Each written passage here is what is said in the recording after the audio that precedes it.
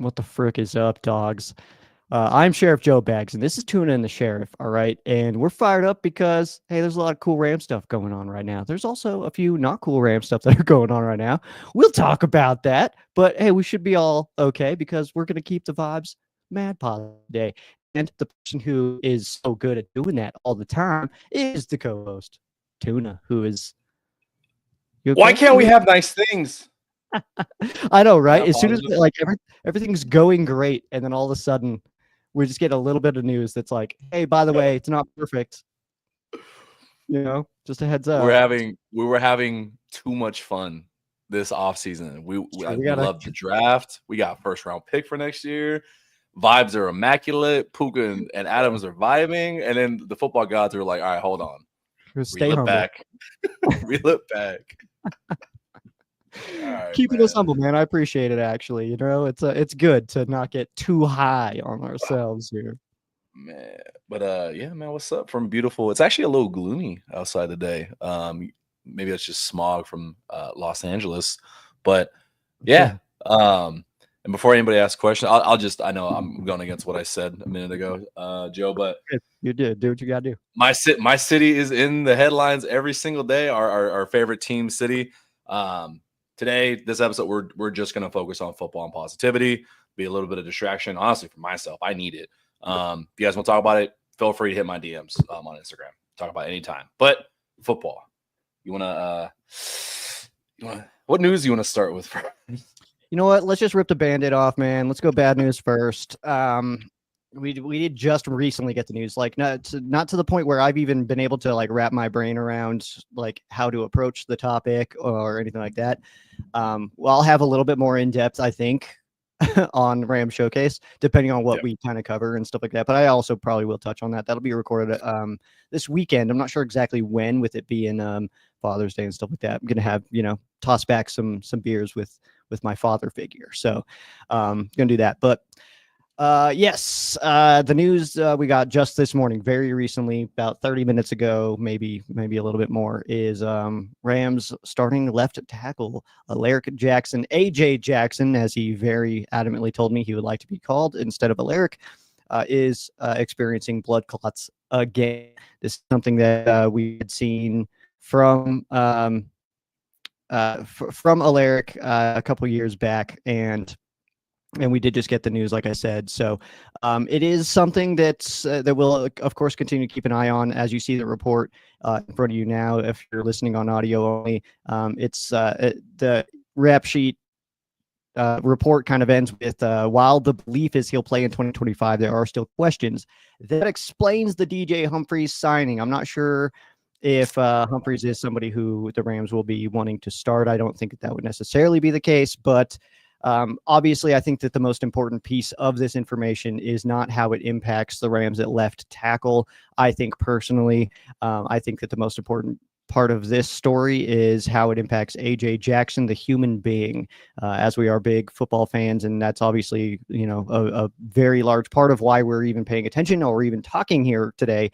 AJ Jackson is an awesome dude. And obviously, this is the kind of health event that does go beyond the X's and O's, and obviously we just hope that AJ is going to be okay through this.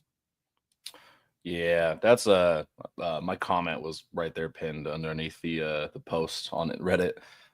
Obviously joking and jest, like, why can't we have nice things? But I mean, all I care about is, dude, that's gotta be scary to live with. Yeah. Really hope. I forgot that he dealt with that in 2022. He missed 9 games. Was part of that, the whole reason why the whole season was kind of in tank. That's tough, man. That's probably tough on the team too when one of your boys is dealing with something that's life threatening, of blood clots. Yeah, thoughts and prayers to him. Hopefully he can clear it and never have to deal with it again, so that way he can live a long and healthy life. That's sucks.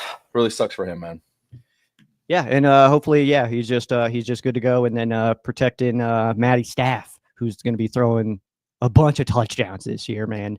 And I don't mean to be like too like dismissive or anything like that. That's not the intention here. But I think that's a pretty solid segue into Devontae and Puka, who are absolutely on fire right now, man. And as long as Matthew Stafford is standing upright, then lots of touchdowns do seem to be in the forecast, man. That's the goal. Like, I mean, we say the same thing every single year. Like, as long as Matthew Stafford could sling it, he could stay upright and no one touches him. I don't want a different quarterback helping my team win a Super Bowl. You saw what happened when the O-line got together, finally was consistent the latter half of last year. He is one of the best arm talents in the league, one of the best gunslingers, the last gunslinger, I will say, of his kind. He's the OG in the league, but like a lot of 12 personnel, I think this would more impact a lot of the run game too, just in terms of cohesiveness. Because now you're gonna like, if there's reshuffling, it's like, dude, what are we doing there? But question to you with the addition of Adams, right? I know Devontae's been talking a lot from OTAs, talking about his progression with Stafford, and I really love their dynamic because you've got two veterans that are like consummate professionals now working together and learning each other's vibes. How do you think Adams' inclusion into this offense is going to affect Puka's numbers this year? Like, not so much a fantasy question, but just kind of like stat watching at this point. Yeah, I mean, I think anybody who watches my show regularly knows I'm not a big fantasy person. I don't care at all. As long as the Rams win, I don't care about your fantasy team. All right. And also, don't ever hit me up and be like, who do you think I should start as this person? I don't care. Pick one, dude. I'm going to ask you that every single week now. Yeah, I shouldn't have said that.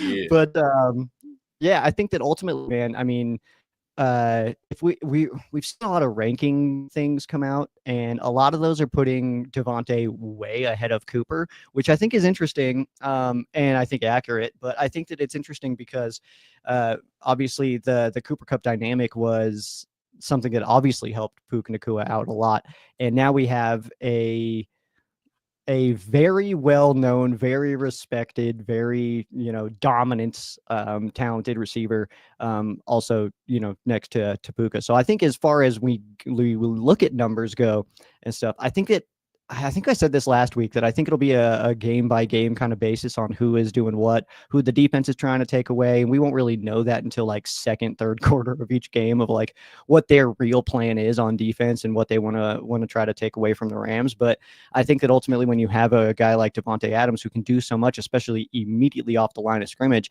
I think that Puka Nacua's numbers are, I mean, in a position to get better. But like, I mean, I know he only had 990 this last year, so he didn't break the 1K, but I'd be surprised if we saw anything that appeared to be kind of a step back or anything from Puka. I think that Devontae's presence next to Puka is going to be, I think this team is so scary, dude. I keep being surprised that people are not like, that people keep on looking at the Rams like they're not a huge threat. And then I always just keep going back to like, is it just me being a Rams fan? Because like I even going into 09, it's like we could do this if we could do this if we could, like, you know what I mean? So like maybe that's it, maybe that's my brain, but I think that the Devontae specific connection to Puka.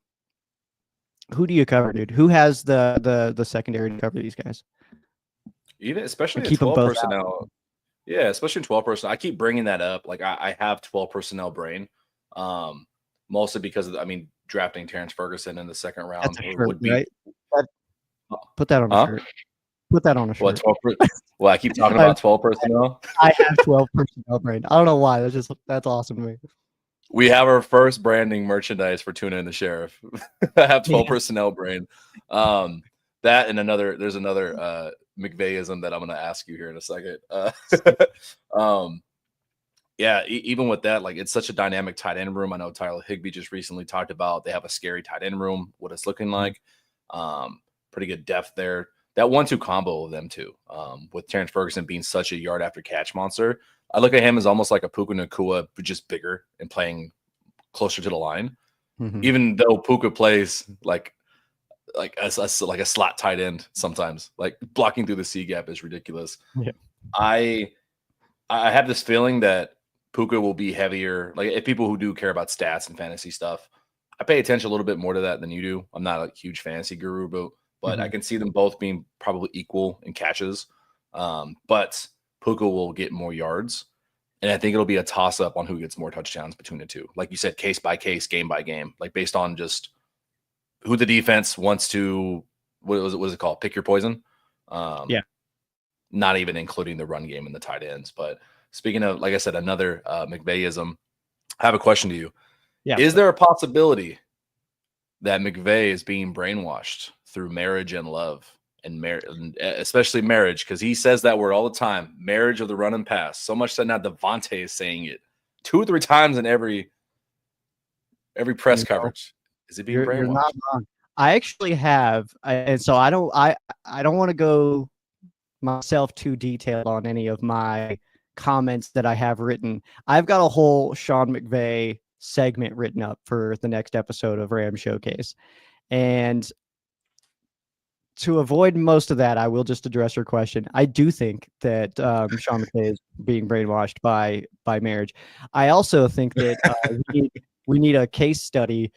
And I do have some numbers, and I don't want to give away too much here, but Sean McVay pre and post Jordan McVay, I think is very important and very interesting to kind of look at those numbers and stuff. So I think that fatherhood as well as marriage has definitely brainwashed McVay, and I think we've seen a much more mellow McVay, but same energy. I don't know if that makes sense. Does that make sense to you? Oh, it does. And I know like you are right on the head. Like you're going deeper than even I think Jordan Rodriguez did, which we have to credit her because she was on Rams Bros last week. That was a phenomenal episode. Shout out to them. And then her article, I mean, perfect timing with Men's Mental Health Awareness Month, but talking about his struggles and like 2022 season, him wanting to maybe quit, to how he's kind of transformed himself through mentorship with other coaches outside of the Rams organization. But Devontae said it recently, like the vibes are immaculate there. It's like going back to college. Like everyone loves each other. Everyone rocks with each other. Like teammates there's legitimate bonds there. And a lot of that is because of McVay. He got almost his second wind back, love for coaching. And it's super evident. He gave him I don't care if they won 0 games this year. I would say give McVay a lifetime contract. I believe that much in McVay and what he's done for this organization as a coach. Yeah, absolutely. He's the best coach that this team has ever seen. And that's not recency bias. That's based on every statistical fact that we can look at in the history of the coaching of this team. We have an interesting little tie-in to all of this right now that I want to address. Oh yeah, I was like, he might be frozen or he's just being very still. I can't tell. Rams Bros had a tweet about Devontae Adams feeling rejuvenated, and this is very interesting. We talked about Rams Bros. We mentioned them. We mentioned Devontae. So let me just go ahead and talk about this, where they had mentioned receivers at the age of 32 and what they did that year. And that's Devontae's age. But Jerry Rice had 1,500 yards. Don Maynard, 1,400. Andre Johnson, 1,400. Joe Horn, 1 yard under 1,400. John Stallworth, 1,395. Steve Smith Sr., 1,394. Jimmy Smith, 1,373. And McCaffrey, 1,317. Randy Moss had 1,264. And Larry Fitzgerald, 1,215. Most of those were in 16 games. Don Maynard did it in 14. Jerry Rice in 15. But basically their tag on that is if Devontae stays healthy the whole year, do you expect him to join this list? I say yes. I think that if Devontae stays healthy the whole year at 32 years old, he will break the 1,200 yard mark, which is I think we're kind of asking there. But I wanted to see what you thought about that.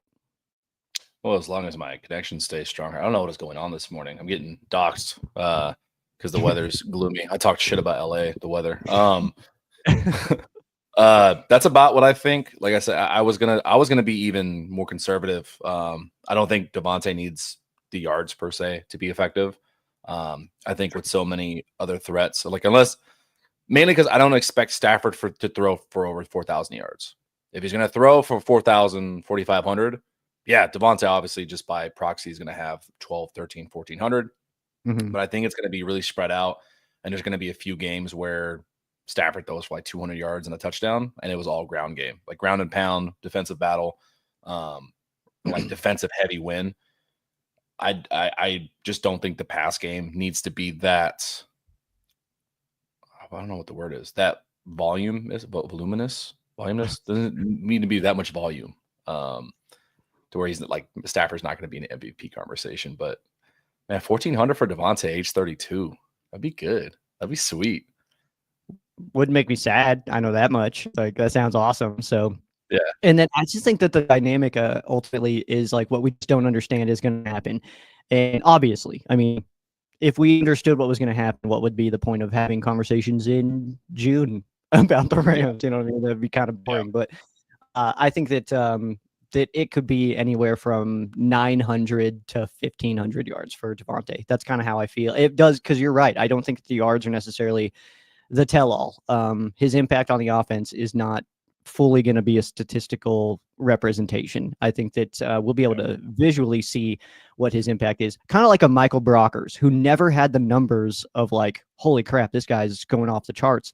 But optically, you watch the games and it's like he is impacting every game. He's helping other people get free. He's taking on a double team and, you know, shoving this guy into this guy so that this guy can run free, kind of thing. So that doesn't pop up on a stat sheet. And I think a lot of things that Devontae and Puka do this year are those items that won't necessarily pop up on a stat sheet, but we understand how big they are. And I think that that's ultimately the big story for Tyler Higbee and his career.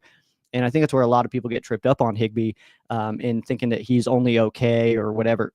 He fits so perfectly into the McVay offense. Like, as a tight end in the McVay offense, he is ideal. He is exactly what you want there. So I think that kind of stuff isn't necessarily looked at. Like, you don't get, there's not like a lane clearing stat, you know, in the blocking, you know what I mean? Like, that just doesn't exist. So yeah, it's I mean, there's so many parts of it.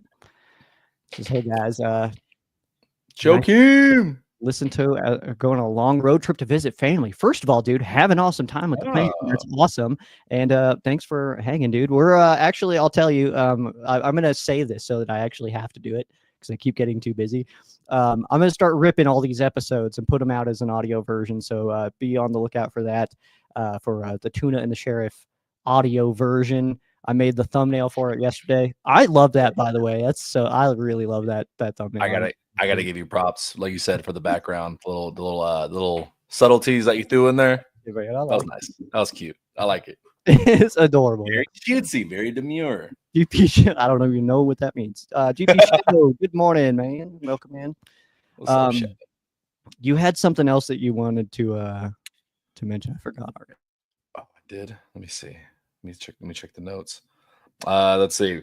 Devontae talking about his progress working with Stafford. Oh yeah, there was a little bit more of that. Like I said, speaking of Adams, a lot of what he's talked about with his progress with Stafford, he made a comment that I am such a Stafford stan, man. Like, since his rookie year, like, I remember loving that guy so much, watching him, like, as I'm like going into college and stuff. Like, dude, this dude's a baller, gunslinger, loved it. So the fact that he's on the Rams now is like mind blowing for me. Like, I love it. Adams talked about, for a lot of other quarterbacks, even when, like, I know we're just in OTAs, but even if the coverage is correct and like you shouldn't really get the ball. I know Cooper Kupp has talked a lot about the love for the game routes, where you know you're not getting the ball, but you're going to run 40 yards down the field to help out everyone else. Adams made a comment the other day where you may think you're doing a love for the game routes, but with old Staff Boy, if they don't play that coverage right, if somebody fucks up, if one defender messes up, he will get you the ball. Yep. I think that's a huge aspect of why McVay wanted Stafford here instead of Goff, is he has that ability, he has that IQ, he has an arm talent that all it takes is one guy to mess up. They could have the perfect defense up to 99%, but if one guy screws up, he will throw that ball. Like that's what makes him a gunslinger. I love that. I would be very interested in like seeing some kind of study, some kind of interaction, something with Stafford where we can see his processing speed. And I think that kind of goes back to that Bucks playoff game where, you know, Kupp and Stafford on the same exact play noticed to cover zero and hit that deep ball. The processing time in that is absolutely absurd, especially when that was not where the ball was going to go. It wasn't going to go to Kupp. You know what I mean? So, and that's exactly what Devontae's kind of talking about. And so the processing speed of that, like that would be like something I would love to see on like an old sports science, rest in peace, homie. But like an episode like that, of like something to like see the metrics of Matthew Stafford's processing time, because I truly believe that he is on a different level than most quarterbacks, and I think that that's another thing that you can't really pop up on a stat sheet or something that you can just like quantify. But I think that that's one of the things that makes Matthew Stafford one of the best in the NFL, is just the fact that he can see it and react and go almost immediately, and it almost doesn't make sense how quick he can process some things. It's something about being in the zone as an athlete. It's a untrackable thing. I don't know to what degree people are able to do sports science. Again, shout out to RIP. But in reality, too, like the actual science of it, being in the zone, it seems like when Matthew Stafford's in that zone. And speaking of that Bucks playoff game, can we? I feel like it does not get talked about enough outside of Rams fandom of how crazy the end of that game was, and how high that moment should rank in Rams football history, overshadowed because that whole weekend was not even the craziest finish that weekend. So I think it gets overshadowed a lot. But to like the fumble, them coming back, Tom Brady's black magic, it felt inevitable, and then Matthew Stafford and Kupp just ripped their hearts out. Incredible. The route before that one is one that I kind of look at too, is like, holy crap. Because the way he shook that dude and like put dude on his pockets, man. I absolutely love that, man. Just ankle guts spilled all over the Raymond James field, man. Absolutely love that. So that was cool as hell, man. And then to have the next play to be that one, getting it down there. And then one of my favorite things too, and I wish I had it just as a GIF, because like I could use it for my sister all the time, is that where he's telling whoever to hurry up. I think it was Kyron who was trying to get off the field. He's like, let's go. Like, yeah, I would use that for my sister. She's late to everything. Like never on time. I don't know if she's like allergic to on time or what, but like that's what I want to use for her. Like just like, let's go, like clapping and stuff like that.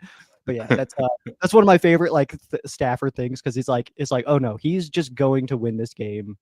Doesn't matter. Let's do this thing, man. I like this comment from GP Shadow, by the way. This is in an alternate timeline. Which is, you know what, maybe true. We actually got kind of a confirmation on that if Stafford was not returning to the Rams, that at the very minimum, Rodgers was something that the Rams were looking into. Man, you know what? So I'm 50-50. Either if the Rams had signed him, if that was a thing, one, I still would be coping with the loss of Matthew Stafford. I would be heartbroken. But then two, I would be coping and finding any sort of copium on like spinning a like you know what? Yeah, like Rodgers. Yeah. He ended the season okay. Yeah. Like, you know what? So what? So what if he needs to have a darkness retreat in week 3? It's okay. It's okay. The other half of me would be fully like, let's just have a Stetson Bennett year. Like, I'm down. So let's just see what we got. I mean, yeah. I mean, Ray's absolutely right. So glad Stafford came back, and for less money too. I mean, let's also not forget that. I mean, that deal that Rodgers is on is a mad team friendly. And I think that kind of put to rest some of the comments that were made about Rodgers. And I think that Rodgers is such an interesting player in the NFL right now, because who is this guy? I don't know. I can never tell if like he's actually like a huge douchebag, or if he's actually a cool guy who just likes to mess with the media. Like I can't even put my finger on that. So like, I don't know, man. I'm so indifferent and so dead center in the middle on Aaron Rodgers that like I'm aggressively in the middle, and I don't even know if that makes sense. But like I'm dead center on Aaron Rodgers. I have no positive or negative emotions on Aaron Rodgers. He just exists in the world to me. I don't know. And if he was the Rams quarterback, I don't know how I would feel about that, but I mean, that's where I'm at. Is I always, if you're rocking the horns, man, I got your back. That's it. I would be, not in reality. I think we would be aggressively, incoherently arrogant, defending him all the time, just to troll the other fan bases. That's what I would probably do, just to have fun through the year. But like, he just needs to stay away from a mic sometimes. Like, just stop talking. Yeah. Well, and I think that, I think that we see this a lot in current day politics. Is that that when you start defending something, you dig in harder on it. You know what I mean? So like, I used to do. I mean, I think that's I'll be honest, I think that's why this is my state of Rams fandom, like right behind me, is because like in high school, I was in high school, I graduated '09. So if you know what that Yep. means, '07, '08, '09 in high school was awful being like, you know what I mean? So, and defending the Rams, being like, no, no, like they're still my team, dude. I love them. You know what I mean? Like all my friends were like, your team blows, dude. And it's like, you know what? Screw you, man. 8-8 is great. 7-10 is fantastic. We talking about 7-9 is awesome. Yeah, but like in like those 3 years, winning 6 total games is like wild. And so I think that's one of the reasons like I dug in so deep on Rams. And yeah, I think, like I said, I think we see that in modern day politics, and I think that I've seen that with certain players that I'm a big fan of. That like people be like, even Rams fans be like, "What are you talking about? That guy sucks." And then I immediately am digging harder in Darian Kendrick, Christian Roseboom. I'm like no, you don't say that. You know? It's interesting. Like I don't get it, man, because I have no problem. Obviously, like I guess I do it with Stafford. I am like behemoth. Even when he throws a pick, I'm digging into film and I'm like, oh no, because see, he was trying to do this. It's the what I will defend Stafford just because I see the vision.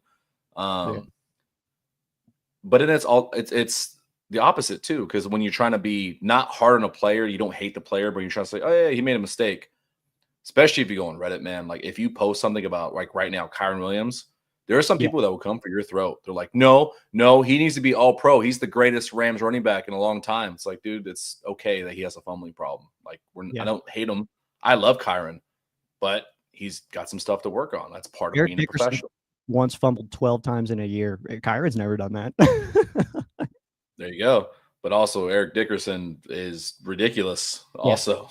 Yeah. He didn't run a 4.65. You're allowed to have some more fumbles when you're absolutely destroying the entire league. So, yeah, actually, I totally see that too, because you're absolutely right. So, like, I can use 2 different corners to confirm these emotions. Darian Kendrick, who I like, and the second that I say I like him and everybody comes for my throat, I dig in harder, and now I'm like a huge DK supporter.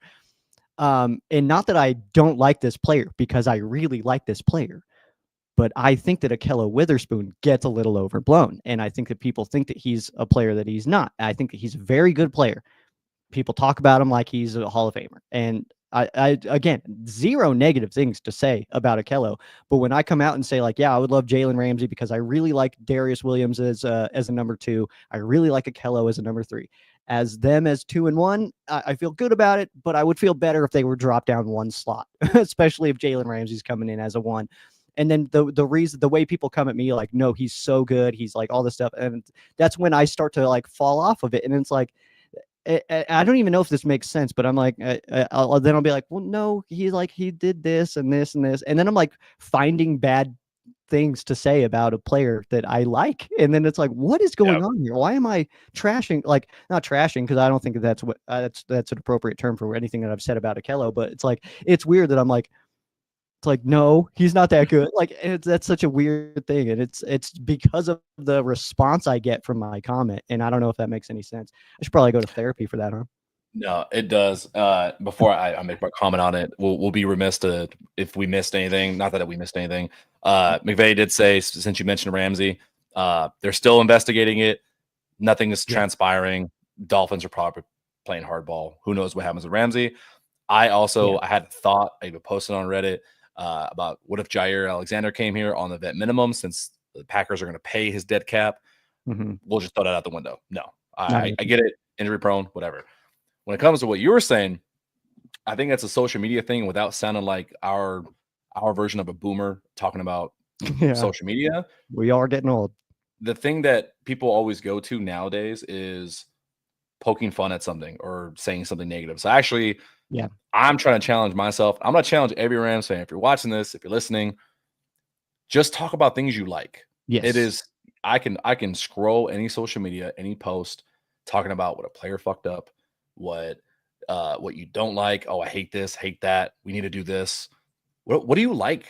What do you like about said person or said thing? Like, very rarely do we just talk about things that are positive and we like. It's not being a homer. It's not being biased or ignorant, but it's like it's okay to say good things. Like even in losses, even when someone does something bad, it's like you can like things, and very rarely do we like post it without seeming like we're just glazing somebody. Yeah. That's my challenge to Rams fans this year. I know positivity is not popular and it doesn't get the clicks, but hey, let's try it. Let's try it out. What's the worst that happens? That's so funny that you said dude, like I had actually deleted it. I had it like typed out on, I think it was Facebook. That's my normal one because I'm old. But Yeah. yeah, Same age. Shut up. that's the thing that makes me feel the oldest, is that my go-to social media is still Facebook. But but I had a whole thing typed out there, and the reason I deleted it is just like personal reasons. But of just saying, like, is there anybody that likes anything anymore, or do we just hate everything? Exactly. And we only hate, that's the only thing we want to talk about is things that we hate.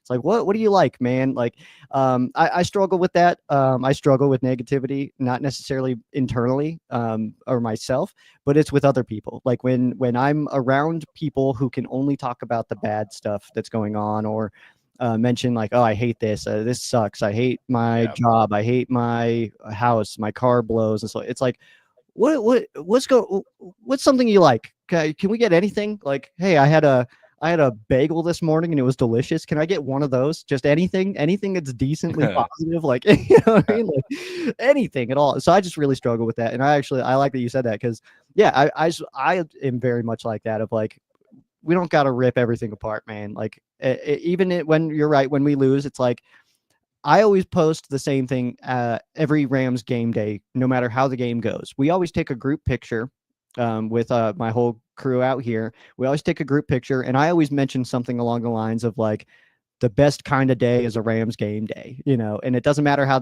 whether the Rams won or lost. It's like, you know what? The beer was still cold. The homies were still awesome. It was a great day. You know what I mean? So like the Rams losing is the least of my worries, man. I had a great time with my homies today.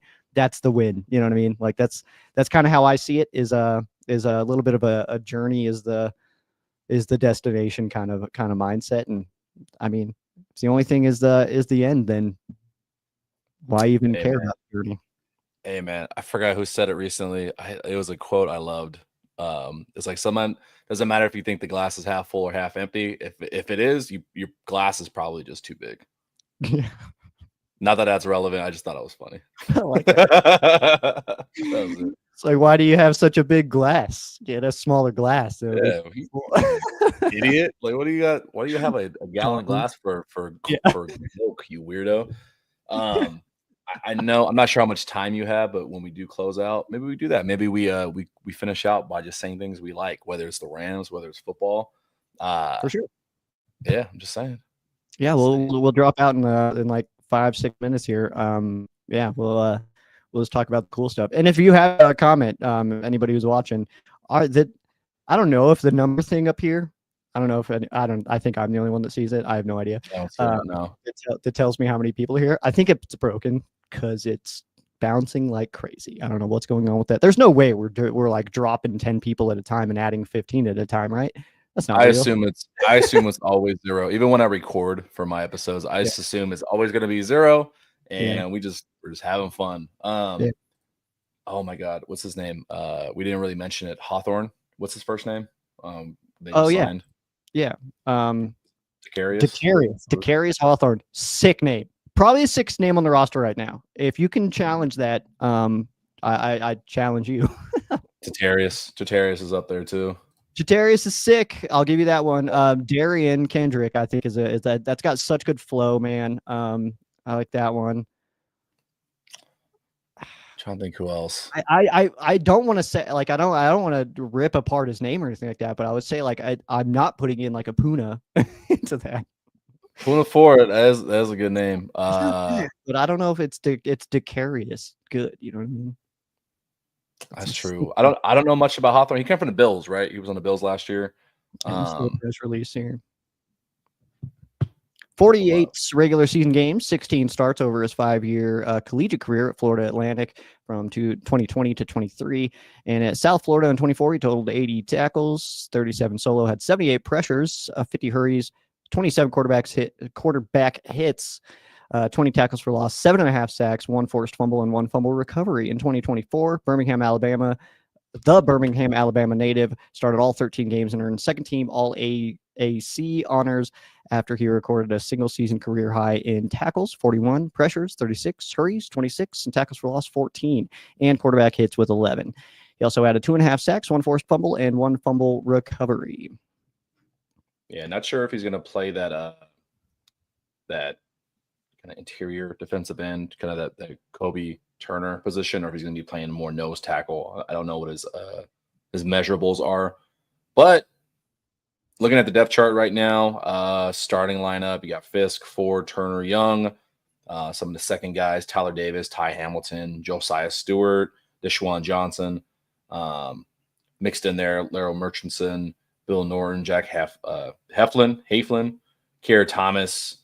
Really deep right now. Absolutely. I think really excited, as much as people still, we keep talking about the secondary room and the DBs. I am higher on our secondary right now, and maybe we can talk about that next week when we have more time. That I am okay with no moves happening. I think the secondary is going to grow under Shula, take another leap, mainly because guys get better under good coaching. And two, I think this defensive front is going to be phenomenal, and it's going to help out the secondary a lot. I think the defense is set to go. I think no changes are needed. I agree. I think obviously we can get better, but I think that if we enter today with the roster that we have, I think this team is absolutely incredible. And I think it's an underrated aspect of the secondary that is something that feels like a very Joe thing to bring up when it comes to the secondary is let's not forget that, first of all, this is a very young group, and second of all, they're being coached by Aubrey Pleasant, who I absolutely love. One of my favorite coaches on the entire team. I mean, this guy, pinnacle human being, pinnacle coach. I mean, there's nothing to dislike about Aubrey Pleasant. He's an absolute, rock star of a human being. I think he gets a head coaching job decently soon. I think we see him on the sideline somewhere. But while we've got him, I think that this secondary is in a good spot because that's his role, man, and assistant head coach, of course. GP Shadow mentioning Sean McVay culture, any diva that comes to the team, and absolutely right. I actually saw somebody mention this of Jalen Ramsey couldn't get along with this person. What makes us think that he would do good here? And it's like, Chris Shula's already coached him. You remember that, right? Like he's like that. Like these guys, he worked under Aubrey Pleasant already. He worked under Chris Shula already. Like. What are you talking about? Like the diva thing is always blown out, man. Like we always focus again with the negativity crap. We always focus on the bad stuff. Every once in a while we'll see that same thing talked about Devontae, bringing up, oh, he was such a diva in Vegas. Oh, he does this. It's like people are confusing like outspokenness and vocalizing frustration with being a diva. Yes, and there's two positions that are allowed to be quote unquote divas. That's wide receiver and DB. You want that. It's fun when you're winning. You love it. You love Jalen Ramsey when he's talking shit. You love Devontae when he's talking shit. You think it's going to go away when things are bad? Like where do you think it comes from? Like, what are we talking about? That's good coaching hides it. If you want good example of coaching hiding drama, the Steelers wide receiver rooms in eternity. Oh my God. I can't wait to see what happens with Pickens this year now that he doesn't have Tomlin, doing that umbrella shield to him. I'm very curious, man. And coached by Schottenheimer. Like, I'm just going to mention this because we do have it out here now, but I think that anybody that thinks that the Dallas Cowboys are going to be even sniffing a playoff spot, I think is delusional as hell. I think that team is the most average, below average team in the world. Like Dak, like we talked about Dak, he is the middle ground. The Daxis. The Daxis. What else do they have? They have Brian Schottenheimer. Does anybody remember hashtag Fire Shotty? We just forgot that was a thing for too long.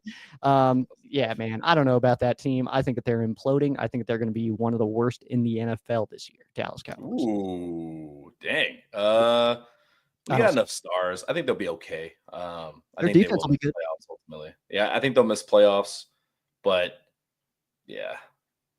Now that we just shat on the Dallas Cowboys, it's time to talk about things that we like, man. I think positive things here. Oh, I got first one came to mind since we were talking about wide receivers and divas. Wide receivers coach for the Los Angeles Rams, Eric Yarber. Coach Yarbs, probably the I love Yards. secret weapon of the Rams for the last decade. Absolutely. When I don't remember what year it was in preseason, he was running off the field, and I just yelled Yarbs, and he looked back at me, and I didn't know what to say, so I said, "Love you, man," and he was like, "Love you too, dude," and then kept running. I was like, "That's the coolest thing." But yeah, Yarbs is the absolute man. I'll just kind of piggyback on that and what I already just said, and piggyback that and my own comment, and just say, yo, Aubrey Pleasant, man. Aubrey Pleasant for president. Pleasant. That's what we'll call him. Nice.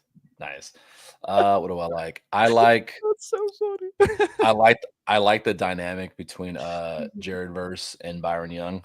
It's like Yes. big brother, or it's like big brother, little brother type vibe, but you can't tell who's who. Just Yeah. constantly talking shit to each other. I love that. Love that. I love that Devontae Adams coming over, and I know that that the Jets and the Raiders are not necessarily the best situation, but I think it's really cool to see him get that like excitement for football back again, be in a positive culture. So Devontae Adams, man, I'm going to say that his comments about us and stuff like that, I think has been really cool. Let's do one more each, then we'll cut out of here. Yeah. Let me see. I got the depth chart pulled up. Let me get a deep dive here. I like the linebacker room too. I'm gonna say it. I think it's gonna be underrated this year. I think there's gonna be a lot of tackles, a lot of great plays out of there. A lot of youth, a lot of high IQ players in that linebacker room. I like it. Heck yes, I'll go. I was actually going to name a linebacker. I'll just throw him out there just to kind of add in Nick Hampton, who I absolutely love. I think that he's in a good spot this year. But I'm going to go with offensive side of the ball. I'm going to go with our boy Jordan Whittington. I think that this personality wise, mental wise, I think that he is exactly what you want out of a Rams wide receiver. I mean, obviously Puka Nacua is like the bar. It's like that's who, that's the ideal thing. But Jordan Whittington has absolutely, I've no negative things to say about Whittington, man. He's absolutely awesome, and I think he's going to be the way he's working right now, and has Devontae and Puka to look up to and to work with, and Yarbs, like we had mentioned. I mean, what a spot to be in, man. And he's in a really cool position to have a really fun season this year. So I'm really excited for Whittington this year. And GP Shadow, yes, we did. We got to cut out. Yeah, we got to go. That was the first thing. Go back now. You can catch that at the beginning. But yeah, we're going to peace out of here. I'm going to go do 2 jobs today. Nice, man. Grateful, dude. Nice. Most